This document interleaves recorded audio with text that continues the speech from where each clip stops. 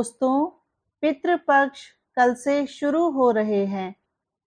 पितृपक्ष या श्राद्ध हमारे अपने जो अब जीवित नहीं हैं या हमारे पास नहीं हैं, उनको याद करने का अवसर है। हमारी हिंदू परंपरा में इन दिनों दिवंगत पूर्वजों का श्राद्ध व पिंडदान किया जाता है।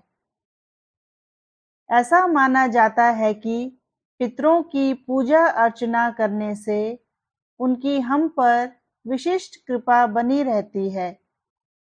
हमारा यह भी विश्वास है कि अपने पितरों को श्राद्ध देकर हम उनके निमित्त जो भी ब्राह्मण को दे रहे हैं वह उन तक जरूर पहुंच जाएगा। यह तो हम नहीं जानते हैं कि जो हम अपने पितरों को दे रहे हैं उन तक पहुंचता है या नहीं, किंतु यह निश्चित है कि सच्चे हृदय से पितरों को याद करके जब उनको तर्पण दिया जाता है तो हमारी श्रद्धाएं उन तक तो जरूर पहुंचती ही होंगी। पितृ ऋण को चुकाने और कृतज्ञता प्रकट करने का कर्म भी है श्राद्ध। श्राद्ध में गाय, कुत्ता, कौवे को खिलाने का विधान भी है। यह प्रशंसनीय है कि इसमें जीव कल्याण का प्रयोजन भी सिद्ध होता है। हमें न केवल गाय, कुत्ता और कौवे बल्कि समस्त मूक जीव जिनके खाने पीने के कोई नियमित स्रोत नहीं है, उनको श्राद्ध में भरपेट भोजन कराना चाहिए। और श्राद्ध में ही क्यों, हमेशा अपनी आदत में इसे जीवन के महत्वपूर्ण उद्देश्यों में शामिल कर लेना चाहिए। यहाँ प्रकृति और कौवे का जिक्र करना भी निहायत जरूरी है। प्रकृति का दोहन करके हम स्वयं के लिए चाहते हैं आधुनिक व्यवस्थाओं से लैस जीवन, किंतु उसकी यंत्रणा झेल रहे पक्षियों का क्या।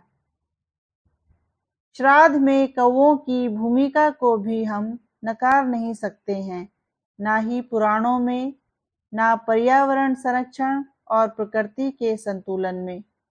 सवाल है कि कुछ बचे खुचे कौवों की प्रजाति को बचाया कैसे जाए।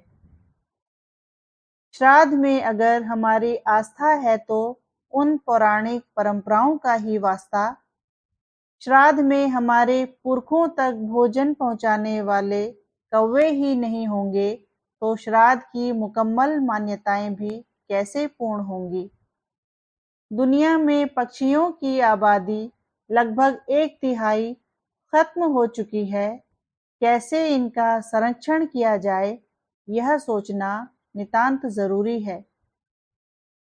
क्या मानवीय हिमाकत यानी हम सभी जिम्मेदार नहीं, अपनी अपनी मुंडेरों पर कांव कांव की आवाज सुनने से वंचित होने के लिए।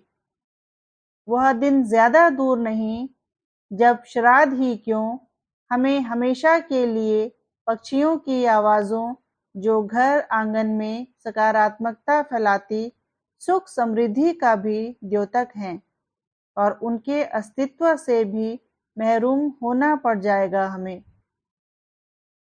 खेती बाड़ी में कीटनाशकों के इस्तेमाल पर परहेज, पक्षियों के प्राकृतिक आवास को बढ़ावा, पेड़ों पर आरी चलाने से रोकने का प्रयास, सामाजिक और सरकारी स्तर पर जागरूकता, अपने अपने घरों में पक्षियों के लिए, उनकी रिहायश के लिए, उनके अनुसार उनके भोजन पानी की व्यवस्था।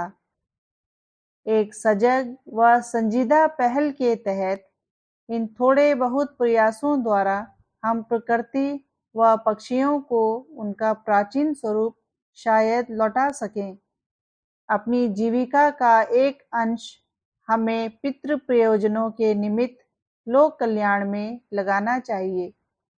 पितृपक्ष में हमारी आस्था यदि अन्नदान या भोजन कराने की ही है तो जरूरतमंद व गरीबों को अन्नदान देकर या भोजन कराकर उनकी आर्थिक रूप से मदद की जानी चाहिए।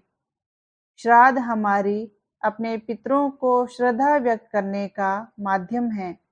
इस माध्यम के द्वारा क्यों न हम ऐसा मार्ग प्रशस्त करें जिसमें सामाजिक कार्य के लिए संवेद भावना मुखर हो, कुछ ऐसा जिसमें हमारी नई पीढ़ियों में गरीब, असहाय व बेसहारा जीव जानवरों की सहायता करने की भावना जागृत हो। हमारे प्रयासों और दृढ़ संकल्पता से यदि किसी के माथे से चिंता की लकीरें मिट जाएं, किसी निर्धन के खाली पड़े हुए अनाज के डिब्बे भर जाएं, या इधर-उधर लावारिश भटकते रोटी पानी की तलाश में मूक जानवरों का पेट भर जाए, तो सच्चे अर्थों में यह हमारे पितरों के निमित्त सार्थक व कल्याणकारी श्राद्ध होगा। धन्यवाद।